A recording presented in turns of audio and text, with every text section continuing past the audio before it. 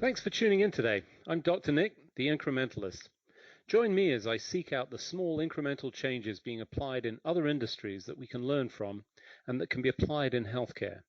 Can these changes bring immediate value, but also add up to the big improvements and revolution we need in healthcare?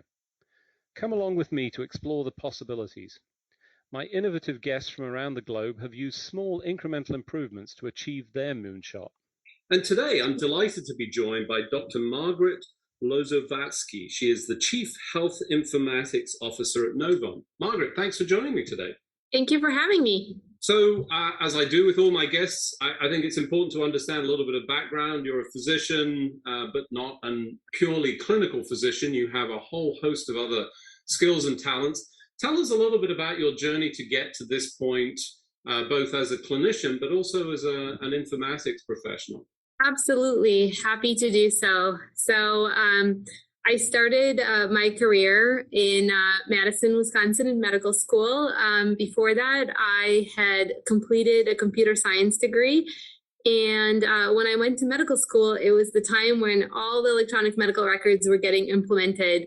So as I like to say, I sort of grew up with technology. And because I had a computer science background, I very quickly found myself being the go-to person. People found that I understood the language that the IT teams spoke and the language of the clinicians. And so that's how I got into it. And initially, I really just wanted to make technology work for providers. So I started fixing small things. And from there, my role grew to first have responsibility for improving documentation, then working in optimization, and now as a CMIO and transitioning to a CHIO role. Now, I'm guessing here, but Madison, Wisconsin, isn't that the home of a rather large EMR vendor? It sure is. That is very observant. So interestingly, during my years in medical school, that organization implemented Epic, and I have used Epic throughout my career, have had a lot of wonderful experiences with them, and then ended up living through multiple implementations, again in residency, again as an attending multiple times, and then most recently as a CMIO. So I've seen many different aspects of technology implementations and how it's used in the clinical spaces. Did that give you additional exposure because you were proximate to that organization and particularly through, I would imagine, many of the growing years for that company, right? It absolutely did, which was very interesting because I got a lot of the inside views of how these implementations happened so early in my medical training. I also ended up training as a physician builder. I was in the very first class that Epic ever offered. And so I learned a lot of the ins and outs at that time, and then was able to have the opportunity to do some of that build, work with the analyst, and learn that side of things, which has been really helpful to me in my informatics journey. Interesting. So as you think back to that time, would you describe yourself as the odd one out in your medical school class? Did you find other people that had similar views, or were you really sort of separated by your computer science degree that sort of influenced your acceptance of the technology? I did often find myself as the odd man out, both in medical school and in residency as I was living through these various implementations, particularly because I was often focused not just on what needed to happen with the technology, but thinking through what are the areas that we can improve for clinicians. So just to give you an example of something that's fairly small but was very impactful, one of the first changes that I had helped bring into being was the fact that as a pediatrician, as you might imagine, weight is critical in taking care of patients. We can't order anything without knowing the patient's weight. And the weight was buried in the chart. So, it was 20 clicks to get to this weight. So I had suggested that we put it up in the header so you can always see it when making orders. This is a simple change, but those are the kinds of things I found myself doing as I was practicing medicine, constantly looking for ways that we could improve the system. It's an important point, that sort of ability to see it through the lens of the clinician as well as the programmer, because from their perspective, sitting in isolation, they don't necessarily perceive that. They don't understand the sort of, importance of those data elements and, how people sequence it. So, fascinating to hear that. as you've sort of progressed through, so you've gone through a number of institutions. Tell us a little bit about some of the experiences of electronic medical records. I imagine that you've had to bring some of your colleagues along in that activity. I mean, it's certainly my experience. It hasn't been all easy. People don't go, woohoo, we've got an EMR. Tell us how you've approached that and some of the experiences in that process. Yeah, absolutely. And I think your observations are right on. Change is hard. Change is hard for everyone. I trained, as I mentioned, starting with paper, right? Even though I lived through the implementations in my training, I have vivid memories of chasing down vitals, by every room on paper and writing paper notes.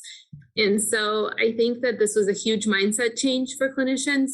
The way that I like to approach it, understanding how challenging change management can be for folks, is really to help highlight the areas that make things easier for people. And that, I think, is a positive message that we can all send. There are certainly challenges with transitioning from paper to electronic medical records. However, the efficiencies that it brings, the ability to see the entire patient chart, the connections to other institutions, the interoperability that we have now all started to take for granted, really, is critical to our ability to take care of patients. And so as I've lived through many of these changes, this is the way that I like to approach it. I think that physicians are all very bright and they're usually very logical. And so helping them understand how this can be used to their benefit and also continuing to hear their concerns, I think is critical. My approach is always to understand what the challenges are and to try to find solutions to make it easier.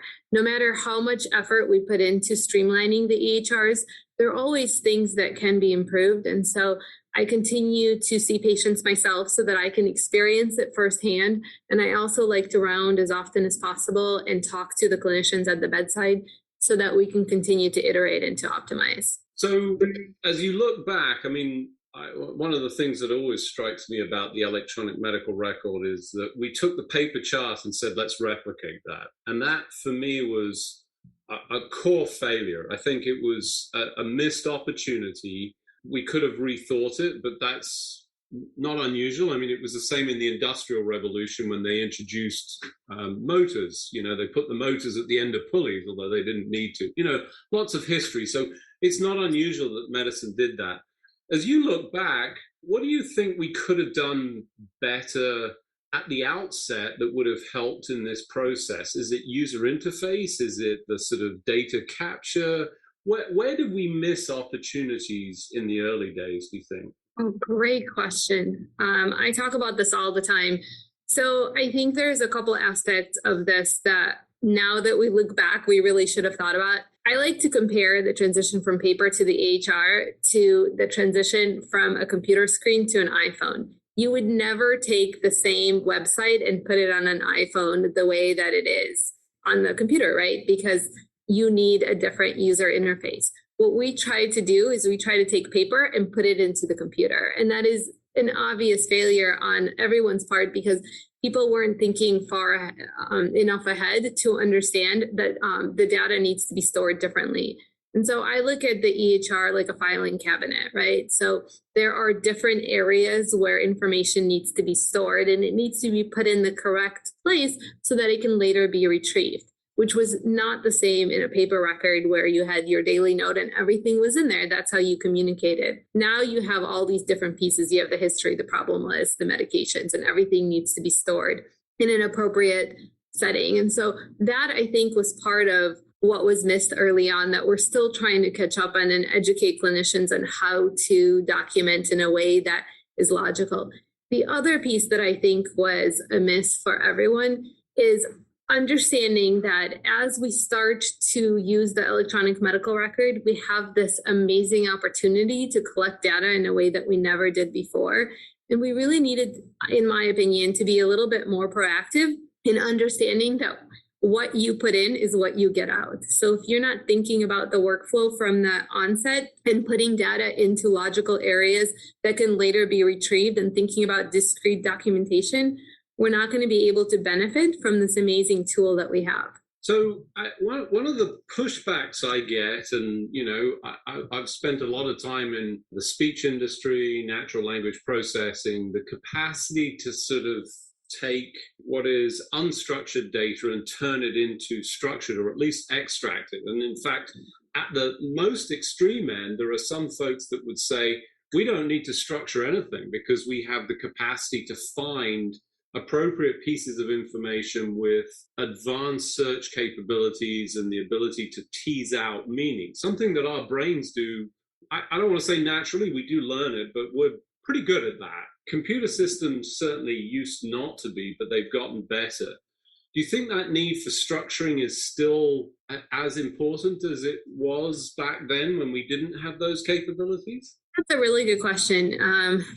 I would agree that we have certainly progressed in some of the NLP capabilities and other ways of retrieving non-structured data. But I would say I don't think we're there yet. I really don't feel like I have seen an effective way to gather that unstructured data that is accurate and reliable, at least not today. I think you're right that, if we're thinking into the future, we're going to get to a point where that will be feasible. I think today we still really need the structured data.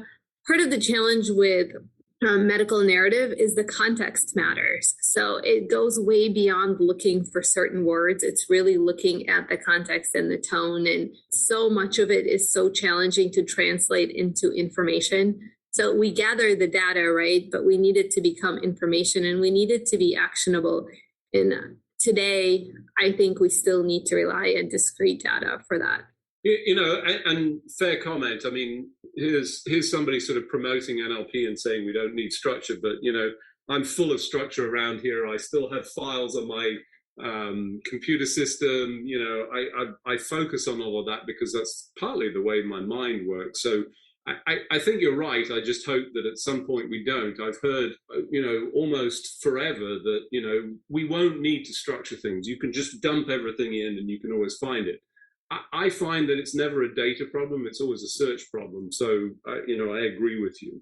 For those of you just joining, I'm Dr. Nick, the Incrementalist. Today, I'm talking to Dr. Margaret Lozovatsky. She is a Chief Health Informatics Officer at Novant. We were just talking about data storage and the opportunity of NLP, the structuring that's necessary. And, an important point here, what you put in is what you get out. So rubbish in equals rubbish out, I think is, the negative view of it. But the good news is if we put good data in, we can get great data out.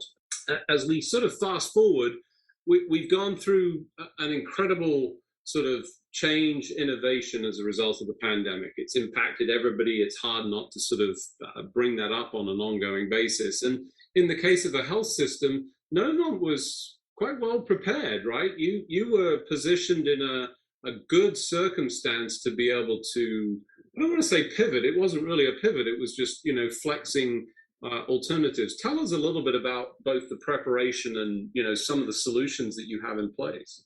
Yeah, that's a fantastic question. And I'm very proud to be a part of this phenomenal team because I think that what Novant has done so incredibly well is to be forward thinking and trying to plan for the future. The team has set up a foundation that has allowed us to pivot in many situations. And of course, nothing tested that more than the pandemic that happened last year. And that is still here today as we're now in another surge and again, having to pivot as we think about solutions. So Novant in general has always looked at how can we further our digital health capabilities. We really try to center our solutions around the patient, realizing that the patient is going to need care in multiple settings. And so we really try to look beyond the traditional inpatient ambulatory ED vision of healthcare and try to meet the patients in the communities where they are. And the Foundation for Digital Health was really very far along when the pandemic hit. So it really took 48 hours to get all of our physicians transitioned to be able to provide digital care to our patients. We felt that that went incredibly smoothly because we had laid the foundation. I would think that that would be the biggest lesson learned, is putting processes in place to be able to make changes quickly and effectively as healthcare is ever evolving. So as you think about that foundation, what were the elements that sort of contributed to that? How did you make, or how did Novant be this flexible organization that was able to do that? What were the elements that contributed? One of the major elements in allowing us to be able to flex was to build teams in a way that allowed them to do things quickly. The philosophy is that we can often do things ourselves and we build things in-house, but we can move faster if we're looking at experts in other fields, perhaps, that may not be traditional partners. And so one of the things that Novant did during the pandemic is really to look at partners in the field that may be able to help us. And they looked at partners that were not traditional organizations that you would think of in healthcare. And as the rest of the world was shutting down, some of those companies had ability to use their resources. So one of the examples of what we had done is that there was a race car manufacturer in the area that had top-notch engineers that were not doing their regular work because of the pandemic. And Novant, as you know, supply chain was shut down at the time, so was struggling to figure out how to stand up TeleICU. And we partnered with this company to help us build ICU carts. And so we were able to get the TeleICU up and running within months at a time where people were struggling to get any of the equipment that was necessary for that. I've got to say, the image for me is race car manufacturers in ICU, and I just have a vision of this fast-moving activities in ICU, which can be fast-moving, but not quite in that visual. That's great. It's, you know, this adjacent possible and capitalizing on those experiences, and obviously Novant was able to position itself well with the telehealth capabilities, video, you know, standing up the whole physician group in 48 hours, you know, is an impressive task, given that, you know, many folks still struggling with that and, you know, certainly integrating it. As you move forward and you think about things in the future, tell us a little bit about what you see and what you're hopeful about. And also, if you can, comment on the fact that, you know, as a woman in this industry, there are specific challenges. How did you manage, and how should others think about this? That's a great question. You know, when I started in informatics, I found myself as the only female in most rooms. And I think that what has been amazing is that it has allowed me to have a somewhat different, unique perspective. And I have been very fortunate to have amazing mentors that have given me the opportunity to grow in this field and have supported me throughout. As I reflect back on the last 15 years or so that I have been doing informatics, the field has really changed. The number of females is growing. And that, I think, is a testament to the fact that we realize that diversity is really important, and having different opinions and different experiences that people bring to the table is critical. So it's sometimes challenging for folks to see these opportunities when they don't see someone that looks like them in a particular field.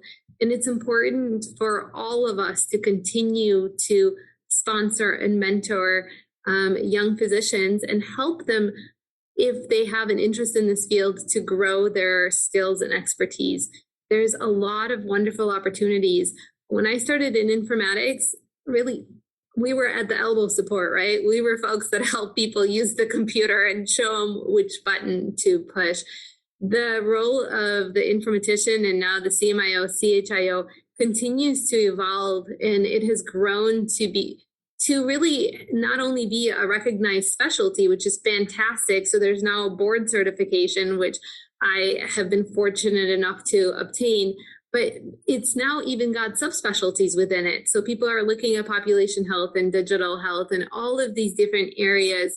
So the opportunities are infinite, and it's a great way to be able to help all of our clinical users as they're seeing patients. It impacts thousands of users, thousands of patients, and that to me is a fantastic opportunity. So in the closing minutes of this, as you look back at your career, what would you, so first of all, I would say, the good news is that there are people that others can look to that look like them. I think that's an important point about diversity.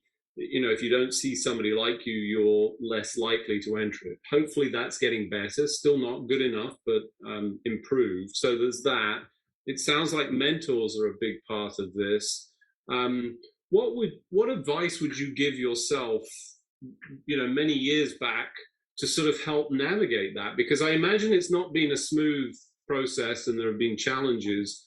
What would you tell somebody back at that point in their career that might help them? If I had to look back and think about what would be most helpful, I would say that it would be really important to be proactive, ask questions, continue to seek out opportunities, take those opportunities as they come up for you. But most importantly, try to learn about the various areas within medicine that may be of interest to you. Find people that you admire and ask them for a little bit of time. Ask them about their career. Ask them about what they're doing. I learned best when I was inquiring about the experiences of others, and I continue to connect and network with people all over the country because I think that's very important. So the networking opportunities is another piece of advice. Go to conferences that are focused on that topic and continue to learn as much as you possibly can. Fantastic. So last couple of minutes, what are you most excited about for the coming years? I mean, obviously we're going to continue to deal with the pandemic and the downstream impact of that, whether it turns into, or I guess it will at some point turn into an endemic or some other version of this. But what are you excited about? Where do you think the future lies? Great question. I am most excited about where medicine is moving in the future. I think about the fact that we're going beyond the brick and mortar traditional model, and we're going to be able to provide care to patients in all kinds of different settings. So thinking about hospital at home and remote patient monitoring and how we can bridge all of the different areas within a patient's healthcare to help them improve their wellness, preventative care. And I'm also really excited about some of the artificial intelligence, machine learning opportunities that will help us predict some of the poor outcomes and hopefully get in front of them. This whole opportunity to monitor the patient and have a more holistic view of the patient, to me, is where medicine is going in the future. Fantastic.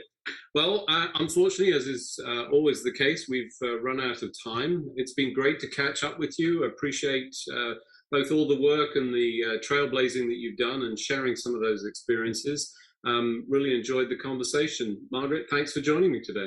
Thank you so much for having me. Thanks for joining me today. Do you have any better ideas, or have you found a small incremental change that's brought about a big improvement in your world? Let's continue the conversation on our hashtag, The Incrementalist, or share with me at DrNick1 on Twitter. You can find more information about the show on our program page at healthcarenowradio.com, and tune in next time to hear my discussions with leaders and innovators from around the globe who've revolutionized their space by using small incremental improvements to achieve their moonshot. I'm Dr. Nick, the Incrementalist, and I'm starting a revolution through evolution.